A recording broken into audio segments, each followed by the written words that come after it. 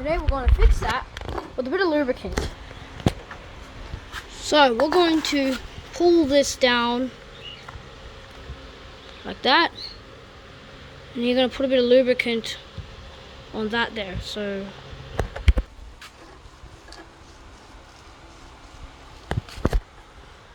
it should look something like that.